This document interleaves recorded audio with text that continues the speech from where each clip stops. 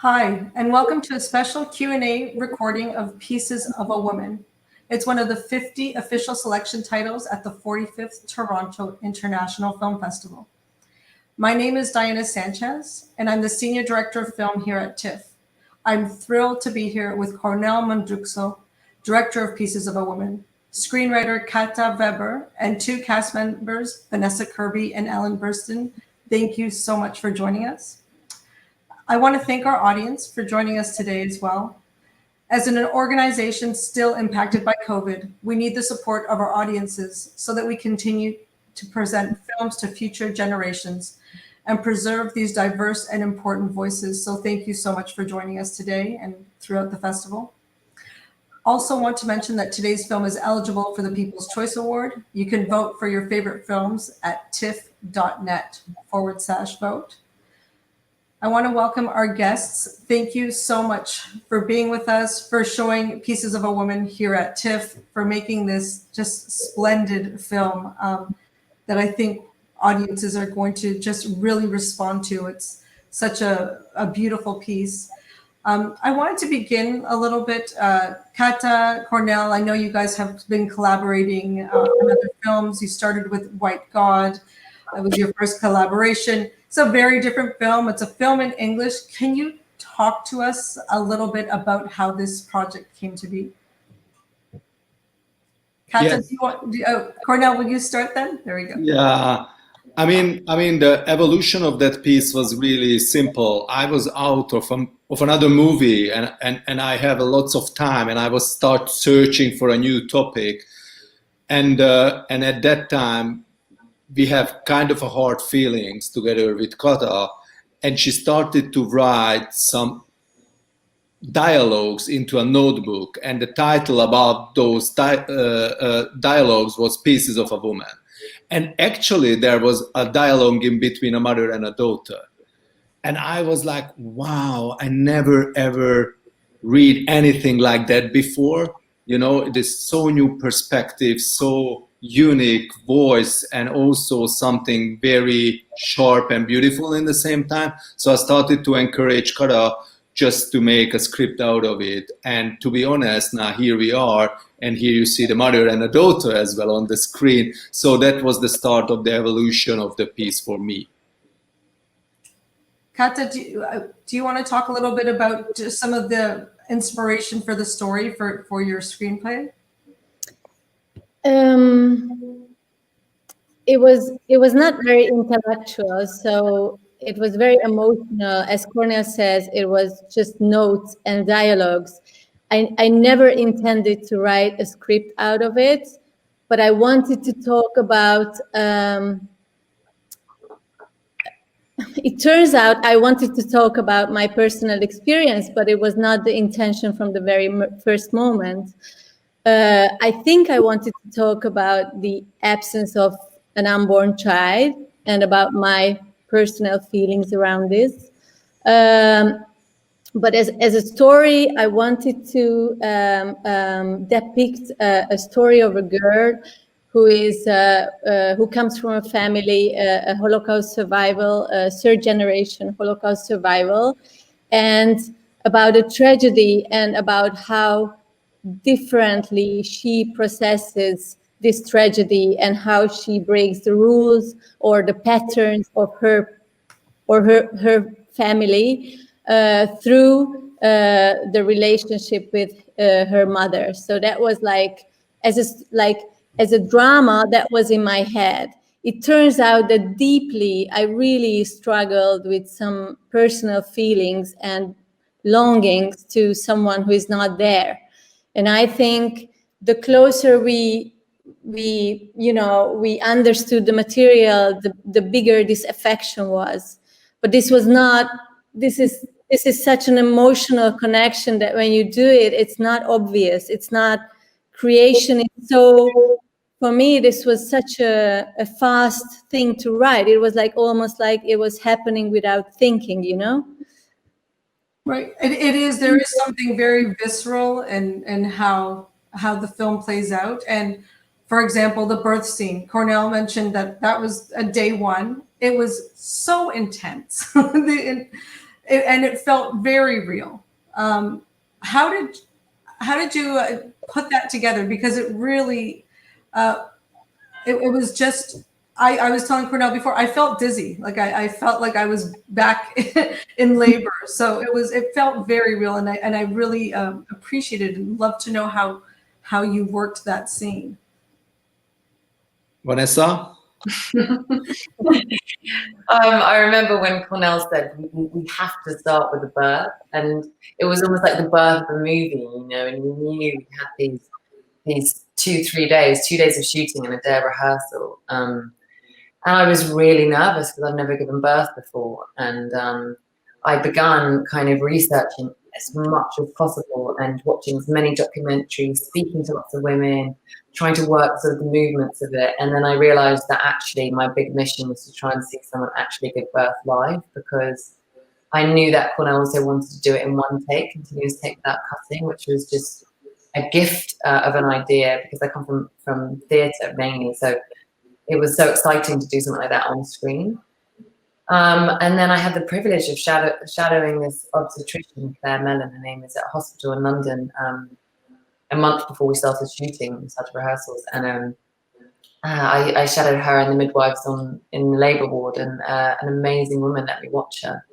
So that was essential, really, because I was so worried. I thought, if we have to set this up, this trauma up, and yet you have to be so with them. And I think I kept saying to Kornél, it has to be like Saving Private Ryan in the beginning, where you're just with them, so that then the fallout from it and the loss, and you're with her on that journey. And it became so important, especially because she's such a restrained kind of, she's trying to contain her grief so much, and that it's seemingly inaccessible. It was so important that you were kind of so with that trauma, so that the grief afterwards, you're also on that odyssey, as some people described it. And then we just got in the room, and we had this amazing doula who had been with us. It was basically our birth consultant, and all of us as a team just rehearsed it in the space, and bit by bit refined it until the 2 days of shooting, when we did 5 takes or 6 takes? How many takes did we do? 4. It was the last from the first day. 4 from the first day. So we did 4 in a row. And it was actually the most magical experience I've ever had on screen, because, you know, as soon as you started the beginning, you just knew that you just had to be so present and in the moment, and let the scene take you, instead of like trying to control anything. And that was, you know, it was like flying, Shawn, I described it, just like wing of your pants, just like holding on and just going with it, and free falling, really. And that set up the beginning of the shoot. And I think by the end of the second day, having done how many takes was it in total? Yeah, 6 or something.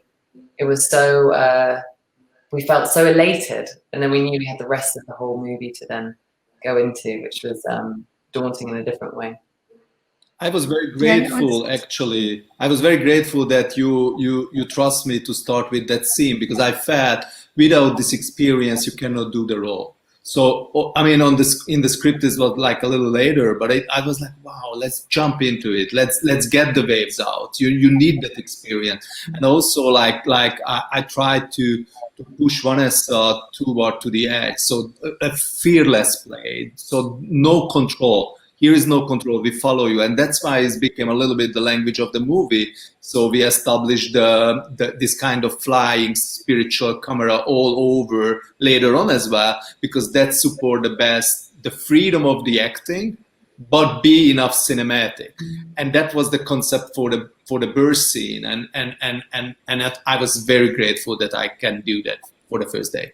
It was also like such a team effort. We were like all in the flat, all together, all kind of on this little journey with it. And I remember, like, after a couple of takes, because there's no cuts and you're just with that whole journey, I was so emotionally affected. But I remember Kornél just gave me this massive hug for about 3 minutes as I was just kind of sobbing. And that was such a beautiful moment, really, because it just, do you remember that, Kornél? Yeah, sure, absolutely. And I remember what I told you, keep your cry to the courtroom. Yeah. Yeah. I know. I was like, I've got to retain this feeling, because it was, you know, it's your body doesn't know any different in a way. Kind of, you have to switch off your thinking mind and just go with the kind of, the animal part, really. No, it's really beautifully done. Thank you, and congratulations. One of the things I love about Vanessa's character is how she chooses to cope with grief, and how her, Ellen's character wants her to grieve in a certain way, and Shia LaBeouf's character in another way. There's something very powerful about her choice to grieve in the way that she does. And I just wanted to talk about how you directed, for example, Ellen and Vanessa to show that, to show that difference, and to show like the strength of her character in continuing to cope in a way that maybe everyone else around her doesn't expect from her. They want her to blame somebody, pretty much. Right. So first of all, for me, that was the main important things, that everybody has their own truths. Yeah. And they just somehow push their own truths very honestly. And I just don't want to, just deciding on anyone who's good or who's bad, But Martha's character, it's very abstract, okay? Abstract in that sense that she have a connection to a lost one, the invisible one. And she have to find her own truths to process her journey or her way out, or survive as much as her mother survived. And that conflict, that what surviving means and what is revenge means, and what is in between, a difference in a different historical time, and how big clash can be, and how we can repeat our traumas to a next generation. That was a super alive and super important topic. And yeah, I mean, what is Ellen creates on screen, this kind of strong woman. I immediately imagine a childhood as well for Martha. I imagine someone who cannot do any mistakes, and what is really happening, she doesn't do a mistake in her own way to grieving. And that's the turning point for the end. So that was the main concept. And, direct them. You don't need to direct them. So they know after a certain point more about the character than me. So what you can give is the story and a space to live. And that was it. So yeah, so they know more about the characters later on, I hope. Yeah, and it's also interesting how Martha's choice and how to grieve kind of just upsets like the whole idea of family, idea of what other people had about her. Her marriage falls apart. It's just interesting how it's an important event, but all the other things it illuminated about the relationships that you are touching in the film. It's also a really particular kind of grief too, I learned, because, her daughter has come from Martha's body, and yet everyone feels like related, and it's part of Shia's character, and it's also part of Ellen's character. And I realized like the more women I spoke to have been through similar stories, and also like a bereavement midwife, the more I heard, and documentaries, that people just have such a personal, individual response to it, and it's so hard to predict.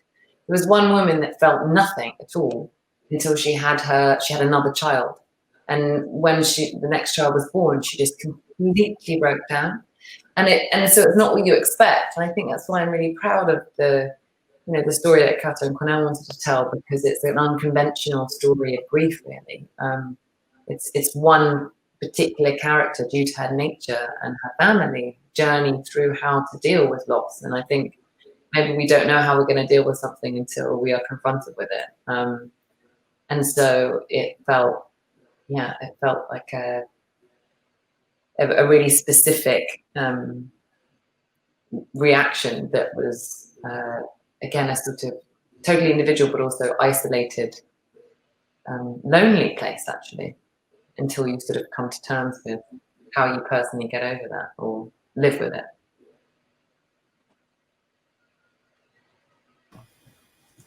Thank you. Ellen, I wanted to ask you what drew you to this character? What drew you to this project? You've made so many incredible films. I wanted you to talk a little bit how you got involved with this project. Well, they offered it to me and I liked it. It was perfectly simple. I thought it was a beautifully written script and, you know, a worthy project to do. The writing is so, I don't know the right adjective, but there are so many elements to it that are subtle. For instance, the first time you meet me, my character, she's talking about staging and how she's staging for all of her friends and demonstrates with a chair. It shows how a chair doesn't look very interesting, but then you put this pillow on it and stage it, and all of a sudden it has charm. Well, that's really a wonderful metaphor for the character, that she doesn't accept just plain grief. She wants grief in a certain way. She wants it staged in a way that she understands, and what she's seeing in her daughter is so contained. It's like that plain chair that, and she wants it to be expressed. And that's wonderful writing, I think.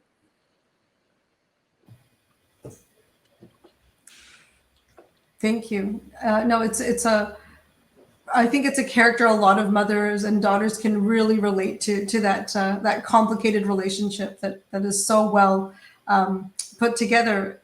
And again, like that staging, what I love about the film and what makes it so cinematic is how you choose details like the dying plants in the kitchen, the clutter building up to kind of describe that, just that the descent of the relationship. And I wanted to talk about a little bit about how you chose to focus on those details rather than through dialogue, which I thought was very powerful.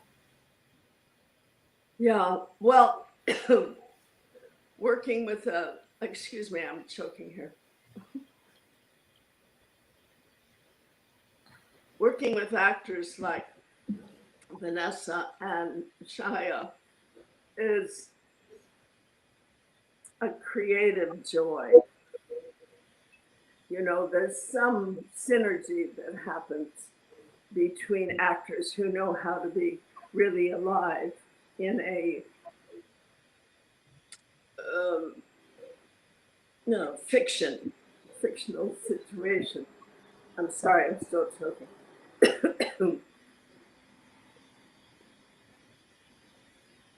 It's because I'm talking about the film and I'm remembering that I got bronchitis while we were shooting. It's reoccurring. There's just this synergy that happens when, you know, working with an actress like Vanessa.